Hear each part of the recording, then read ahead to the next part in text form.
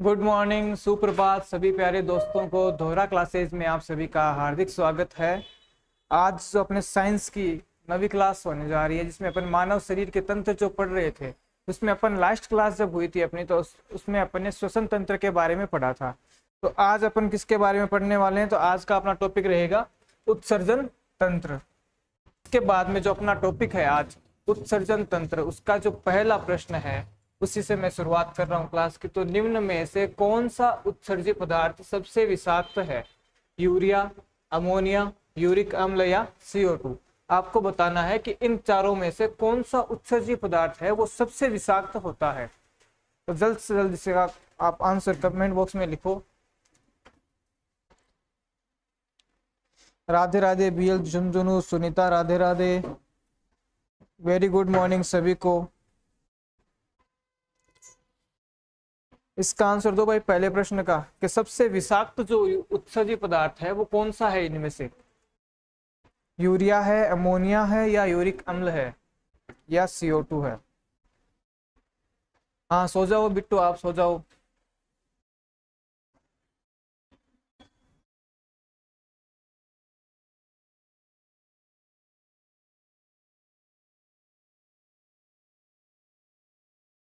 Ram Ram Lokesh Chaudhary, very good morning Hemraj. इसका answer दो भाई पहले प्रश्न का, इसमें से कौन सा उत्सर्जित पदार्थ है जो सबसे विषाक्त होता है? तो भाई इसका आंसर क्या होगा? सबसे विषाक्त उत्सर्जित पदार्थ आपको बताना है। तो इससे पहले मैं आपको जो है उत्सर्जित पदार्थ कैसे होते हैं भाई, पहली बात तो उत्सर्जन तंत्र क्या होता है। तो अपने शरीर के अंदर जितने भी पदार्थ है जिनका काम नहीं आना है वो भाई अपशिष्ट पदार्थ है। विषाक्त पदार्थ जो होते हैं उनको अपन क्या करते हैं, शरीर से बाहर की ओर त्याग देते हैं। तो यही अपना उत्सर्जन तंत्र होता है। तो इसमें जो अपने अपशिष्ट पदार्थ होते हैं वो 3 प्रकार के होते हैं ना। तो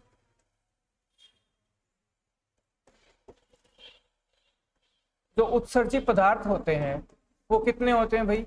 तो 3 प्रकार के होते हैं। एक तो होता है आपका अमोनिया। ये सारे क्या होते हैं? नाइट्रोजन युक्त होते हैं ना। एक होता है अमोनिया, एक होता है यूरिया और एक होता है यूरिक अम्ल। अब ये दोनों क्या है? ये तीनों ही क्या है भाई? अपशिष्ट पदार्थ है।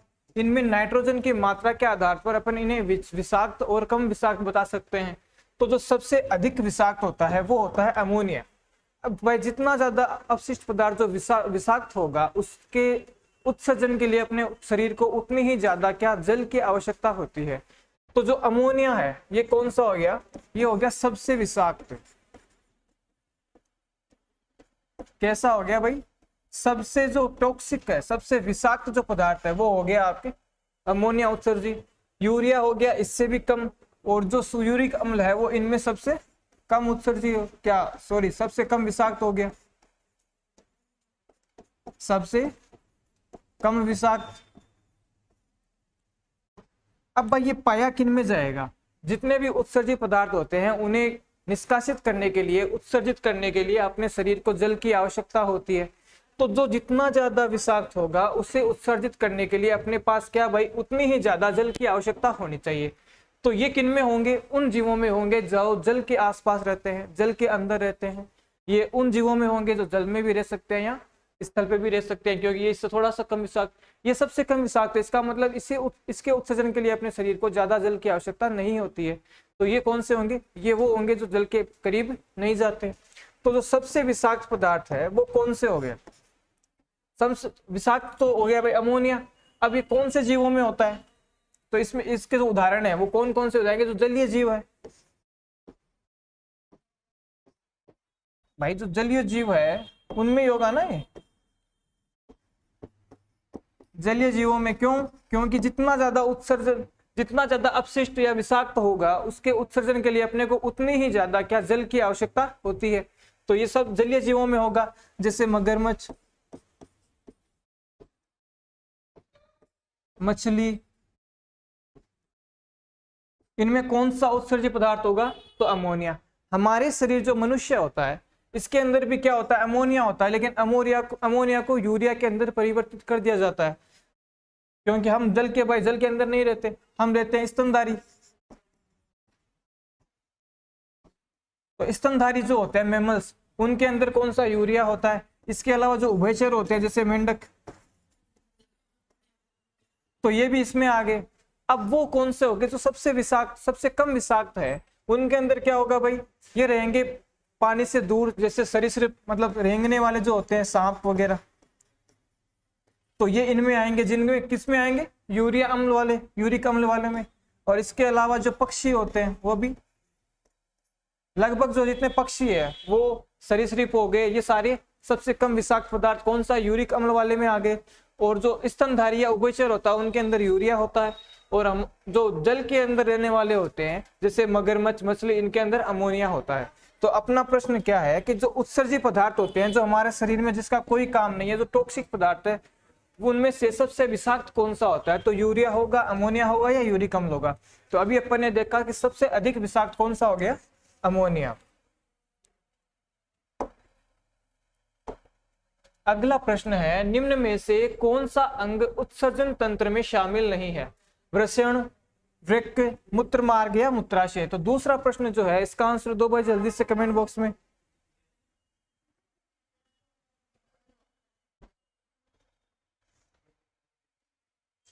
जय श्री कृष्णा क्वीन मोनू जी, उदयपुर आया हूं, काफी बार आया हूं। दूसरे प्रश्न का आंसर दो कि कौन सा अंग है जो उत्सर्जन तंत्र के अंदर शामिल नहीं है। राम राम राजवंती। बी आंसर कैसे होगा लोकेश, आप पहले क्या बता रहे हो, दूसरे प्रश्न का आंसर दो जल्दी से।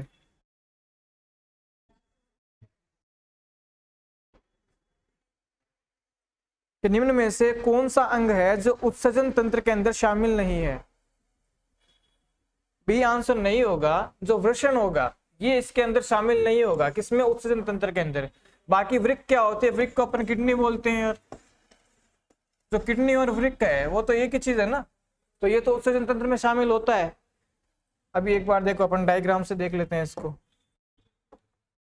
ये आपकी किडनी होती है इस प्रकार की। अब ये आपके शरीर के अंदर दो किडनियां पाई जाती है, एक थोड़ी सी ऊपर की ओर होगी इससे,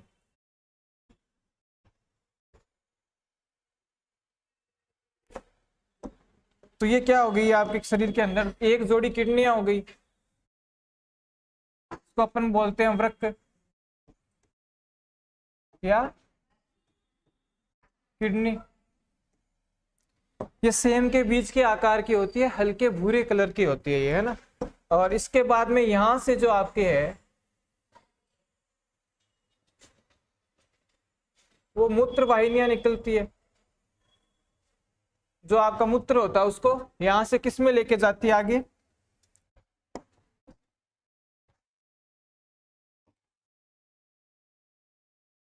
जैसा आपका मूत्राशय होता है उसके अंदर किसको लेके जाती है, ये जो यूरिन होता है उसको मूत्राशय के अंदर लेके जाती है। फिर यहां से आगे इसको बाहर की ओर मूत्र मार्ग के द्वारा निष्कासित कर दिया जाता है। तो ये क्या क्या हो गया भाई, ये जो बाहरी संरचना होगी ये हो गया आपका मूत्र मार्ग,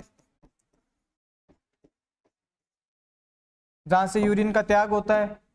और ये हो गया आपके मूत्राशय, जहां पे यूरिन का जो स्टोर किया जाता है थोड़ी देर के लिए। और ये दो आपके क्या हो गई, ये हो गई मूत्र वाहिनियां।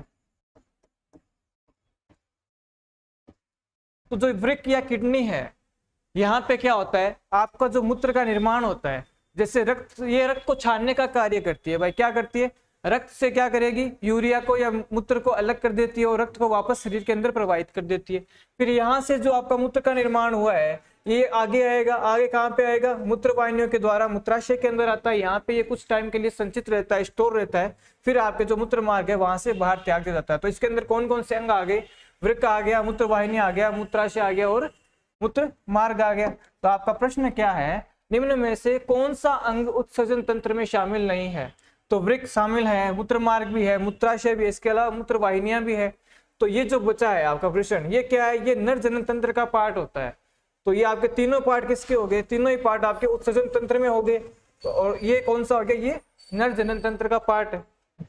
हमने को यही पूछा है कि उत्सर्जन तंत्र में शामिल कौन सा पार्ट नहीं है, तो ऑप्शन ए इसका आंसर सही होगा। अगला प्रश्न है, निम्न में से रक्त का शुद्धिकरण होता है, यकृत में होता है, फेफड़ों में होता है, किडनी में होता है, या इनमें से कोई नहीं। इसका आंसर आप जल्दी से कमेंट बॉक्स में लिखो भाई।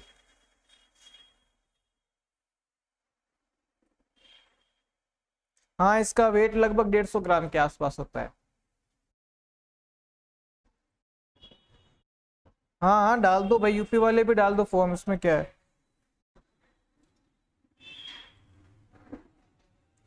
बी आंसर आ रहा है, कैलाश ने बी लिखा है, इसमें सी लिखा है, हर्षराट ने भी बी लिखा है। बी कैसे होगा भाई इसके अंदर, बच्चों ने सी लिखा है, 11 ने भी सी। हाँ, तो इसका सही आंसर क्या होगा भाई, सी होगा। किडनी भाई, रक्त का शुद्धिकरण कहाँ पे होता है, तो रक्त का शुद्धिकरण अभी मैंने बताया कि भाई जो रक्त आता है उसके अंदर क्या भाई, जो अपना अपशिष्ट पदार्थ होता है यूरिया, वो भी उसके साथ ही घुला होता है।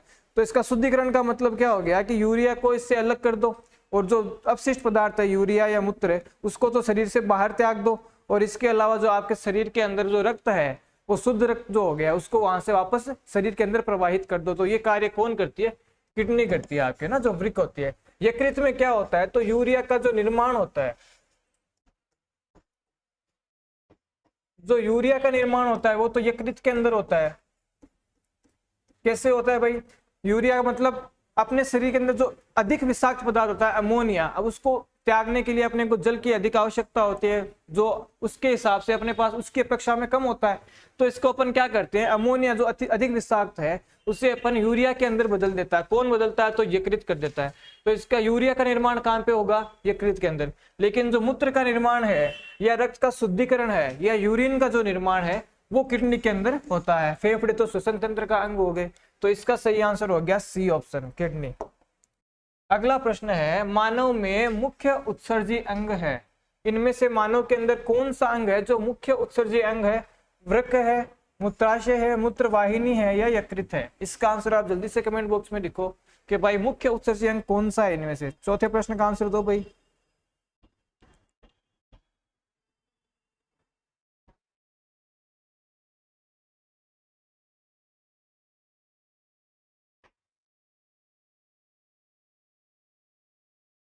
चौथे प्रश्न का आंसर दो कि इनमें से मुख्य उत्सर्जी अंग कौन सा है। तो किसने ए लिखा है, बताओ भाई जल्दी से। तो मानव के अंदर जो मुख्य उत्सर्जी अंग है, सही है आपका लोकेश, हर्ष आपका भी सही है। तो इसका सही आंसर क्या हो गया, वृक्क या किडनी जो है वो क्या होती है, आपके मुख्य उत्सर्जी अंग होती है। भाई उत्सर्जन तंत्र का जो मुख्य अंग कौन सा हो गया, जो अपने क्या कर रहा है, आपके यूरिन का निर्माण कर रहा है, मतलब मूत्र का निर्माण कर रहा है या रक्त का शुद्धिकरण कर रहा है, तो वो कौन सा अंग हो गया, वृक्क या किडनी। तो यही आपका जो उत्सर्जन अंग का जो होता है मुख्य अंग वो यही होता है, कौन सा, किडनी। तो पांचवा प्रश्न है आपके, निम्न में से किस अंग में मूत्र का निर्माण होता है, मूत्राशय में, किडनी में, यकृत में, या वृषण में। आपको इसका आंसर देना है भाई पांचवें प्रश्न का, जल्दी से पांचवें प्रश्न का आंसर दो जल्दी से कि भाई इनमें से मूत्र का निर्माण है वो किस अंग में होता है, मूत्राशय में होता है, किडनी में होता है, यकृत में होता है, या वृषण में होता है। ललिता आप कुछ मत बोलो, आप आंसर दो इसका। आप पूछ रहे हो मैं कुछ बोल लूं, आंसर दो ना इसका, बोलना क्या है। अच्छू ने बी लिखा है, इमराज ने ए लिखा है इसमें।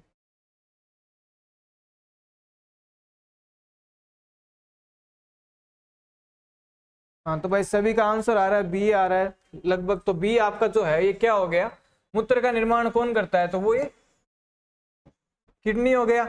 यकृत क्या करता है, तो ये आपके जो यूरिया का फॉर्मेशन होता है या यूरिया का निर्माण है वो यकृत करता है। वृषण तो नर जनन तंत्र का पार्ट हो गया, जो शुक्राणुओं का निर्माण होता है।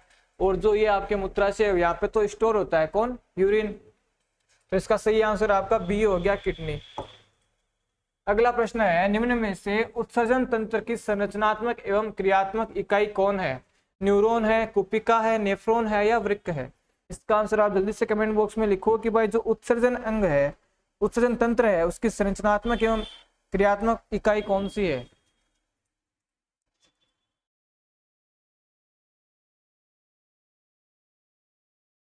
कर लो बेटा, कर लो, बातें कर लो आप सभी। उसको पूछ रहा है खाना खा लिया क्या? छठे प्रश्न का आंसर दे दो जल्दी से। ऐसे नहीं बनोगे आप डॉक्टर पशुओं वाले।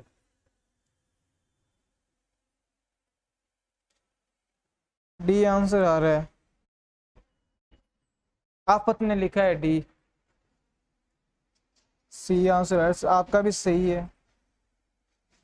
स्टडी लवर ने भी सी लिखा है।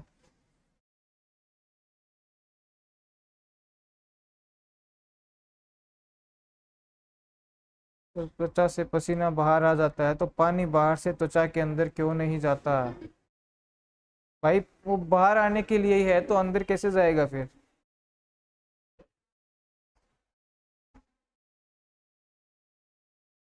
ये आपका शरीर ऐसे थोड़ी बना है, बहुत सोच समझ के बनाया गया है।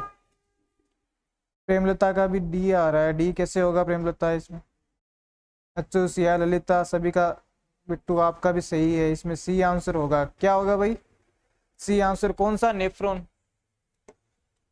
तो इसके अंदर क्या हो गया भाई? उत्सर्जन तंत्र, या अपने को किडनी की इकाई भी पूछ सकता है या फिर उत्सर्जन तंत्र की इकाई भी पूछ सकता है। तो कौन सी हो गई? जो संरचनात्मक एवं क्रियात्मक इकाई है वो आपके नेफ्रॉन हो गई। इसको अपन और क्या कह सकते हैं? वृक्काणु भी कह सकते हैं ना। वृक्क क्या हो गया? वृक्क तो खुद किडनी हो गई। कुपिका किसकी इकाई है? तो ये श्वसन तंत्र की है। या फेफड़ों की जो अगर आपने को इकाई पूछ ली जाए तो वो कौन सी होगी? श्वसन तंत्र की इकाई कौन है? तो कुपिकाएं। इसके अलावा न्यूरॉन किसकी है? तो ये आपके जो तंत्रिका तंत्र होता है, जब अपन ने तंत्रिका तंत्र पढ़ा था तो इसको बताया भी था मैंने। जो तंत्रिका तंत्र की इकाई कौन सी हो गई? तो न्यूरॉन हो गया। अब जो नेफ्रॉन है, आप पूछोगे सर ये नेफ्रॉन क्या होता है?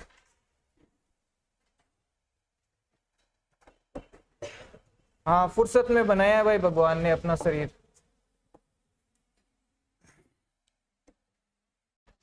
नेफ्रॉन क्या होता है? तो चलिए उसको अपन एक डायग्राम से आपको समझाता हूं कि नेफ्रॉन क्या होती है ना। ये मान लिया आपकी रक्त नलिकाएं आ रही है। ये इस प्रकार से जो रक्त नलिकाएं होती है,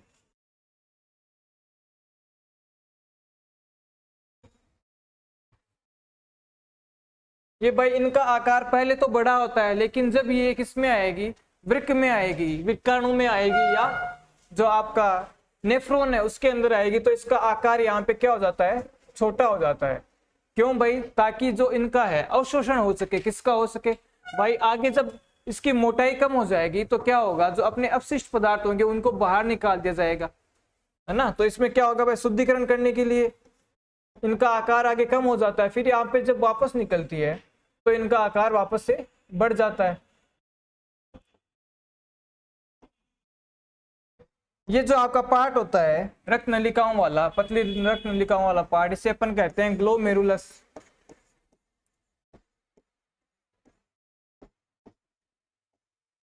ये किसके लिए होता है भाई? जो रक्त का होता है अवशोषण के लिए ये होता है ना, ताकि इसको अपशिष्ट पदार्थ को बाहर निकाल दिया जाए। और इसके चारों ओर एक बोमेन संपुट पाया जाता है, बोमेन कैप्सूल।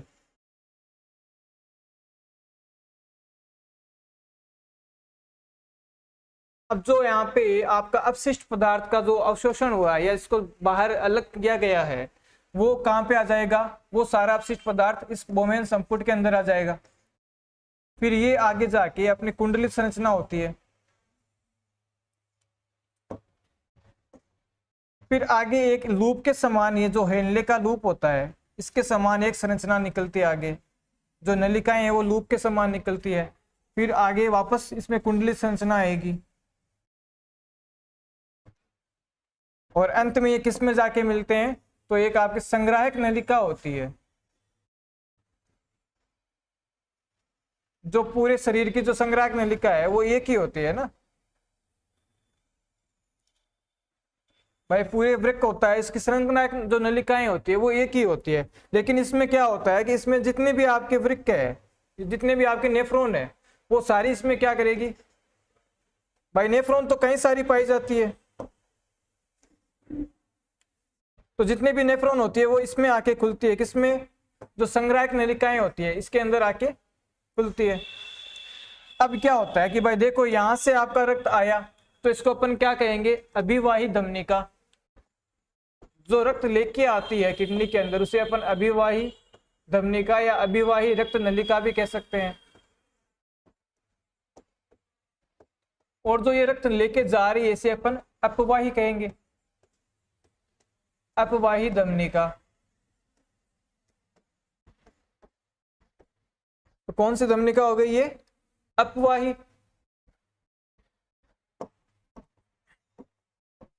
अब ये जो है इस यहां से निकलते इसको अपन कहते हैं भाई, ये सबसे पास में है वोमेन संपुट के, तो इसे अपन कहते हैं समीपस्थ,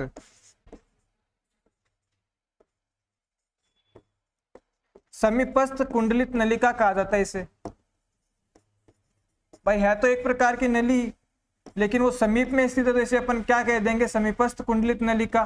फिर ये आगे जाके एक लूप के समान निकलते हैं जिसे कहा जाता है लूप ऑफ हेनले या हेनले का लूप।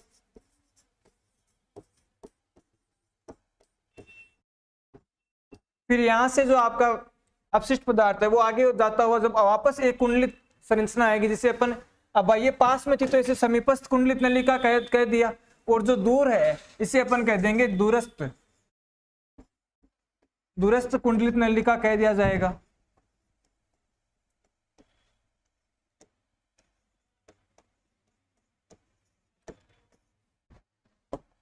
और जो ये आपके अंत में जहां पे यहां से जो लिक्विड आता है वो आगे जाके किस में खुलेगा भाई, संग्राहक नलिका में, तो इसको अपन क्या नाम देंगे, कलेक्टिंग डक्ट या संग्राहक नलिका इसे कह दिया जाएगा।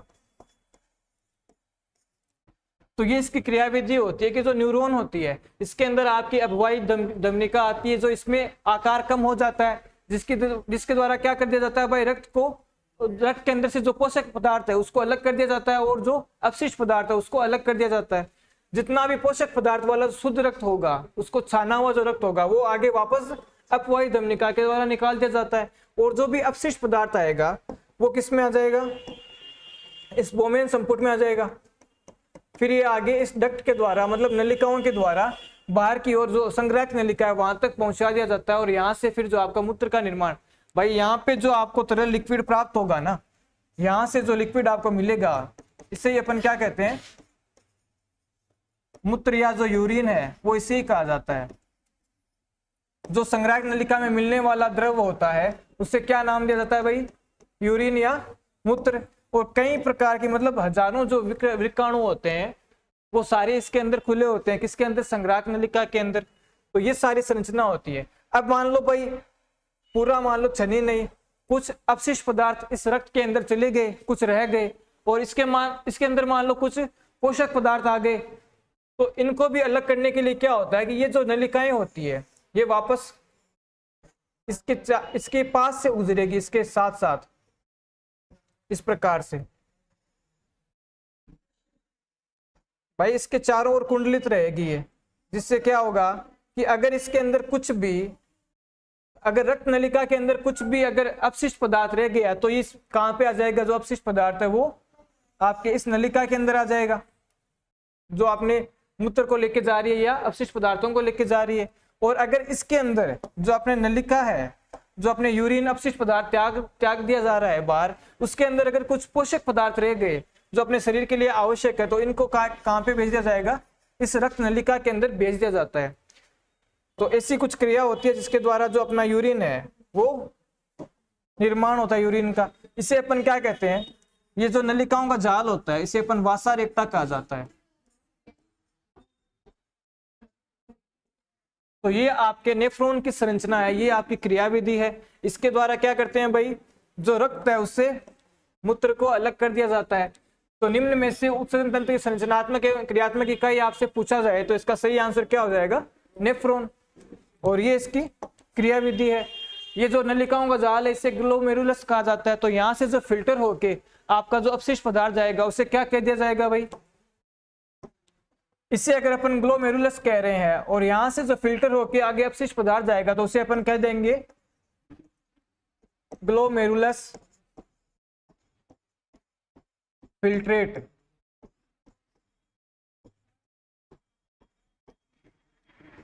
जो ग्लोमेरुलस द्वारा फिल्टर हुआ है अपशिष्ट पदार्थ उसे अपन क्या नाम दे देते हैं, तो ग्लोमेरुलस फिल्ट्रेट कहा जाता है। तो ये आपके नेफ्रॉन की संरचना है, ये इसकी क्रियाविधि भी है। इसको मैं लिखा नहीं रहा हूं, आपको समझा दिया है। किसी को नोट करना हो तो वापस क्लास लेके इसको नोट भी कर सकता है ना। अगला प्रश्न है, मूत्र का पीला रंग किसकी उपस्थिति के कारण होता है? लाइसोसोम की उपस्थिति के कारण, हीमोग्लोबिन के कारण, यूरोक्रोम के कारण, या इनमें से कोई नहीं? इस प्रश्न का आंसर दीजिए भाई, 7वें प्रश्न का।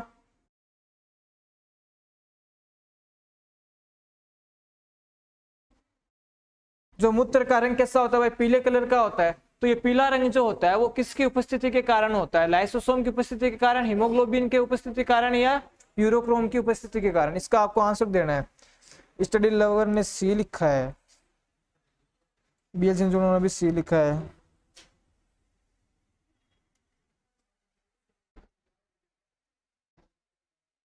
अक्षरा, बिट्टू, सत्यवान, सही है सत्यवान आपका।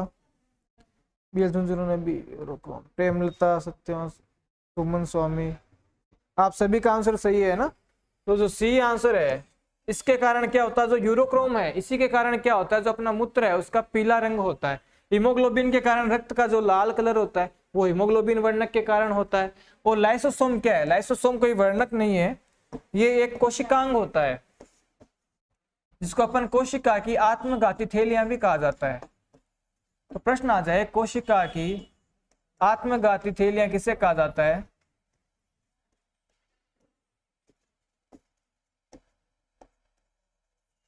तो आपके जो लाइसोसोम है इसे क्या कहा जाता है? कोशिका की आत्मघाती थैली। हीमोग्लोबिन क्या है भाई? जो रक्त का लाल रंग है इसके लिए उत्तरदायी कौन है? तो हीमोग्लोबिन वर्णक।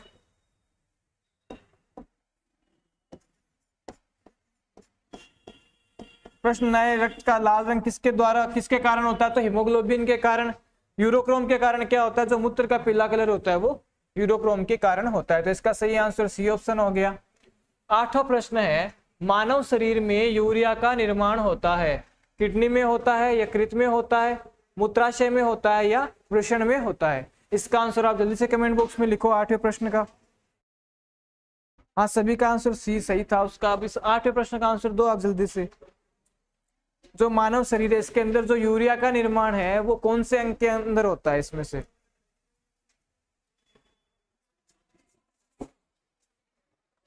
पढ़ लो बेटा, पढ़ लो।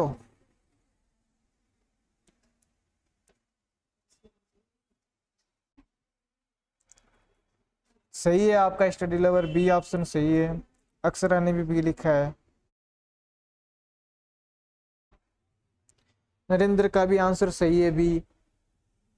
हाँ, सभी का आंसर सही आ रहा है। महावीर आपका भी सही है। प्रेमलता, अंजलि, सभी का आंसर सही है। बी जो है यकृत।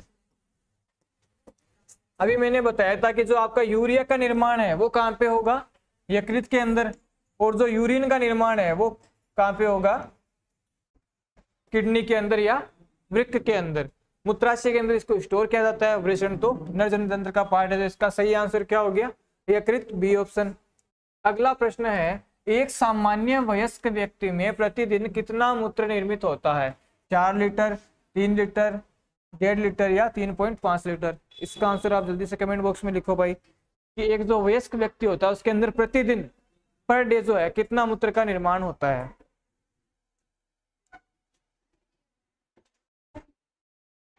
आरती लिख लिया। सर जी मैं पढ़ूं कौन कॉपी में लिखूं?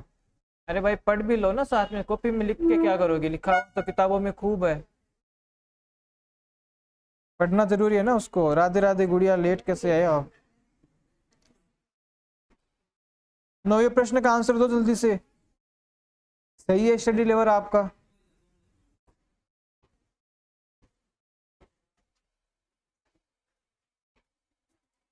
9वां प्रश्न है, एक सामान्य व्यक्ति के अंदर प्रतिदिन कितना मूत्र का निर्माण होता है?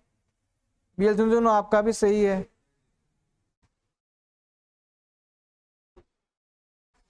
प्रेमलता आपका भी सही है। अक्षरा, अंजलि, सभी का सही आंसर है भाई। जो आपका सी ऑप्शन है भाई इसका सही आंसर हो गया। तो प्रतिदिन कितना होता है भाई? पर डे जो है आपके 1.5 से 2 लीटर यूरिन का निर्माण होता है।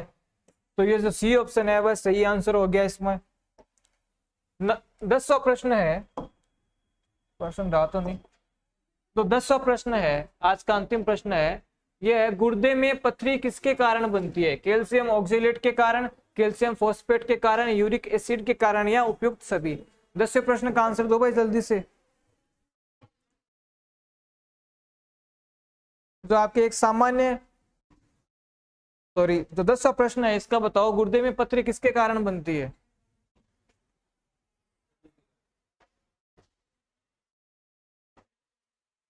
D for dog. Okay study lover.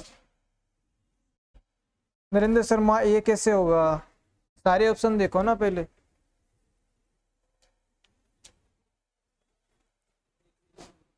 हाँ गुड़िया, सरकारी ऑप्शन।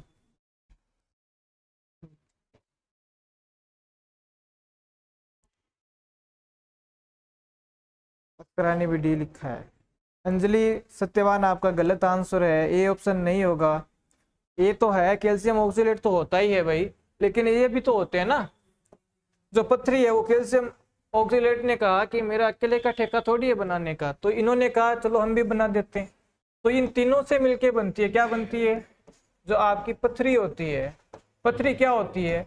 जो वृक्क होता है, किडनी, उसकी जो नलिकाएं होती है उसमें कुछ पत्थर यानी स्टोन, ठोस पदार्थ है उसका जमाव हो जाता है, जिसे अपन पथरी या स्टोन कहते हैं। किडनी स्टोन भी कहा जाता है ना भाई, इसे क्या कहते हैं? किडनी स्टोन भी कहा जाता है या पथरी कहा जाता है।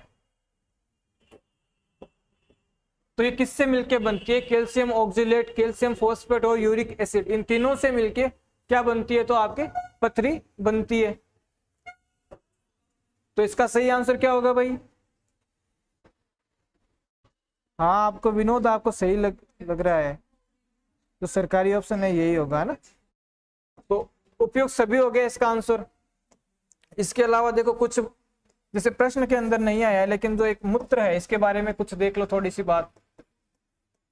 जो आपके मूत्र होता है इसका जो संगठन है वो क्या क्या होते हैं भाई? तो इसमें लगभग 95% क्या होता है? आपका जल ही होता है।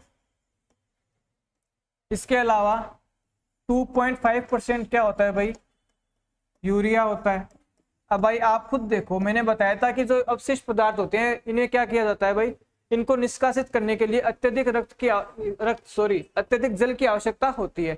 तो यूरिया को देखो, यूरिया 2.5% ही है, इसको भी निष्कासित करने के लिए कितने जल की आवश्यकता है? तो देखो लगभग 95% रक्त की आवश्यकता होती है। ये इतने विषाक्त होते हैं। अमोनिया तो इससे कहीं ज्यादा विषाक्त होता है। और इसके अलावा 2.5% के अंदर अन्य सभी चीजें आ जाएंगी, जैसे नाइट्रोजन हो गया, यूरिक एसिड हो गया, ये सब किसके अंदर आ जाएंगे भाई? अन्य जो 2.5% है उसके अंदर आ जाएंगे। इसके अलावा जो आपका मूत्र है इसका पीएच कितना होता है भाई? ये पीले कलर का होता है यूरोक्रोम के कारण। और ये पर डे कितना होता है? 1.5 से 2 लीटर। इसका पीएच बताओ, ये कैसी प्रकृति का होता है और पीएच मान लिखो इसका। कमेंट बॉक्स में बताओ सभी जल्दी से, ये भी आपके लिए प्रश्न ही है। सर परीक्षा में 5वां विकल्प भी आएगा क्या? हाँ अगर आएगा तो आपको भरना है। आरपीएससी जो एग्जाम करवाते हैं उसके अंदर तो ये 5वां ऑप्शन का जो है इसमें लागू कर दिया गया है ना।